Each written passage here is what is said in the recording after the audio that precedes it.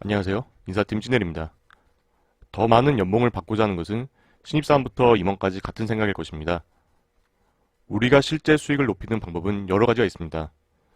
오늘은 그 중에서 부업을 하기에는 조금 애매하고 갑자기 시도하기 어려운 상황에서 회사 안에서만으로 연봉을 상승시킬 수 있는 방법에 대해서 이야기하겠습니다. 부업 관련 콘텐츠는 다른 유튜버들께서 워낙 좋은 영상들을 많이 올려주셨습니다. 그런 내용을 참고하시면 될 것 같습니다. 오늘의 이야기할 순서입니다. 첫 번째, 평가 잘 받기. 두 번째, 최저임금 인상. 세 번째, 자격수당, 복지후생 챙기기. 네 번째, 승진과 직책 받기. 다섯 번째, 성과급 더 받기. 마지막으로 추가 근로. 평가 잘 받기 부분입니다. 이 부분은 크게 두 가지로 나눠서 생각해야 합니다. 하나는 연봉이 전년도 평가에 의해서 결정되는 경우, 다른 하나는 별도의 평가는 없지만 개별로 오너와 연봉 협상을 하는 경우. 두 가지의 경우는 연봉 협상의 방법은 다르지만 공통적으로 전년도의 내 성과나 실적을 바탕으로 올해의 연봉이 결정된다는 공통점이 있습니다. 그래서 제일 중요한 것은 내가 수행한 업무에 대해서 실적이나 성과는 반드시 기록으로 남기시기 바랍니다. 시간이 지나면 당시에는 고생했지만 현재는 별것이 아닌 것처럼 생각이 들기 때문입니다. 그래서 하나하나 기록하시고 연봉 협상 시 혹은 평가를 받을 때 근거로 삼으시기 바랍니다. 추가적으로 평가에 의해서 연봉이 결정되는 경우에 회사의 평가 제도를 미리 파악해야 합니다. 예를 들어서 5등급으로 평가를 한다고 할 때 각 등급별로 연봉 인상률은 어떻게 되는지 혹은 그러한 로직은 어떻게 되는지 알고 있어야 합니다. 예를 들어서 보시는 표와 같이 S평가를 받은 인원은 전 직원의 10%인데 이들은 연봉이 매년 5% 인상된다고 가정하겠습니다. 그러면 내가 올해 평가에서 최소 10% 안에 들어야 연봉이 5배 올라가게 됩니다. 추가적으로 그럼 원천징수 기준으로 연봉이 올라가는지 이러한 로직도 알아야 합니다. 많은 기업이 그러겠지만 연봉 인상은 기본급을 대상으로 하고 있습니다. 그리고 이것을 매년 누적 적용하고 있습니다. 그래서 한 번이라도 높은 평가를 받으면 그 효과는 지속됩니다. 평가제도 관련 내용은 추후 자세한 영상으로 설명하겠습니다. 두 번째, 최저임금 인상. 사실 저희가 최저임금을 결정할 수 있는 권리는 없다고 보면 됩니다. 그래서 최저임금이 올라간다고 해서 연봉이 올라가는 경우는 많지 않습니다.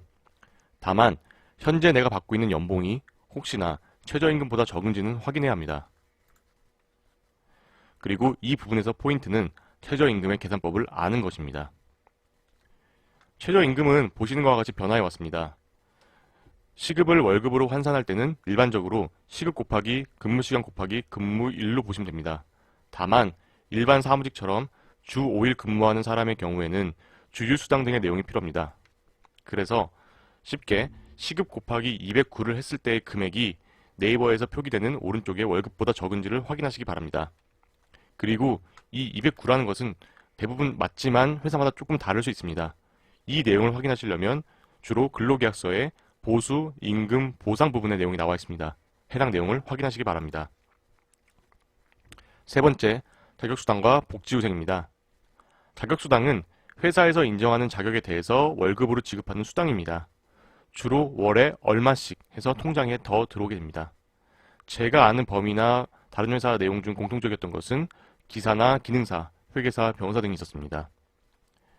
이렇게 회사에서 인정하는 자격증을 취득하면 월 얼마씩 더 받게 됩니다. 그리고 이에 대한 효과는 생각보다 큽니다. 왜냐하면 자격수당은 통상임금에 포함될 가능성이 높기 때문입니다. 그래서 더 받으면 여러 급여에 포함이 되어서 도움이 됩니다. 그래서 확인할 것은 회사에서 어떠한 자격에 대해서 수당을 주고 있는지에 대해서 미리 알고 계셔야 합니다. 추가적으로 복지도 유사합니다. 복지는 통상임금에는 들어가지 않지만 흔히 알아서 챙겨 먹는 것이라고 합니다. 다르게 해석하면 모르면 못 먹는 보상이라 보시면 됩니다. 예를 들어서 장인장모를 포함한 부모의 환갑 시에 경조금 100만 원을 지급한다. 단 당해년도에만 지급한다. 이러한 규정이 있을 때에는 회사에 신청을 하면 받고 신청을 못하면 못 받습니다. 비록 내 연봉을 올리는 것은 아니지만 실수령금을 올려주기 때문에 복지 내용은 꼭 알고 계시기 바랍니다. 잘 모르신다면 인사나 총무팀에 문의하시거나 블라인드에 문의하시는 것도 방법인 것 같습니다. 네 번째, 승진과 직책받기. 사실 승진은 평가와 연동된 기업이 많습니다. 그럼에도 불구하고 중요한 포인트는 대부분의 회사에서 연차의 상승으로 인한 임금의 상승보다 직급의 변경으로 인해서 인상되는 급여가 더 큰 경우가 많습니다. 그렇기 때문에 승진은 중요합니다. 추가적으로 팀장이나 TFT장처럼 직책수당을 주는 경우가 많습니다. 그래서 우리가 기본적으로 알아야 할 것은 하나, 승진하려면 필요 요건이 무엇인지 직급 연한이나 자격 등을 확인하셔야 되고, 둘, 직책수당이 얼마인지 아셔야 합니다. 다섯 번째, 성과급 더 받기. 성과급은 주로 회사의 성과의 결과로 받고 있습니다. 그리고 회사의 성과는 매출액, 영업이익, 주가 등에 의해서 결정되긴 합니다. 다만 이 부분은 직원 한 명의 힘으로 좌지우지하기는 어렵습니다. 하지만 포상과 같은 보너스는 얘기가 좀 다릅니다. 안전, 무사고 포상처럼 일정 내용을 완수하면 주는 포상 제도는 알고 계시기 바랍니다. 이를 통해서 내 본업 외에 어떠한 것을 평소에 챙겨서 완수해야 하는지 관리가 가능합니다. 초과근로입니다.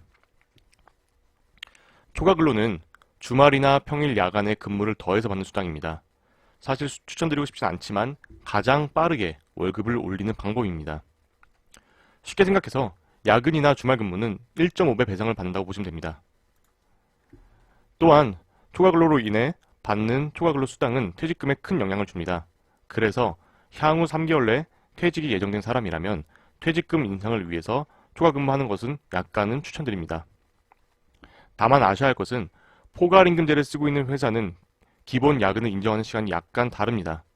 그래서 회사가 포괄임금제를 사용하고 있는지 초과근무에 대한 보상 제도를 하고 있는지에 대해서 미리 확인해야 합니다. 오늘의 결론을 말씀드리겠습니다. 결론적으로 회사의 제도를 알고 계셔야 합니다. 급여는 아주 기본 사항입니다. 월급은 어떻게 나오는지, 월급 외에 어떠한 보상이 있는지에 대해서 관심을 가져주시기 바랍니다. 그리고 이런 것을 물어본다고 인사팀이 싫어하지는 않을 겁니다.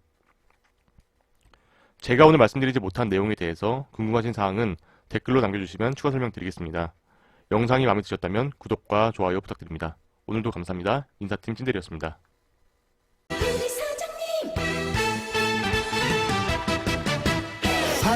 사장님 우리 사장님 마음씨 좋은 우리 사장님 월급 좀 올려주세요.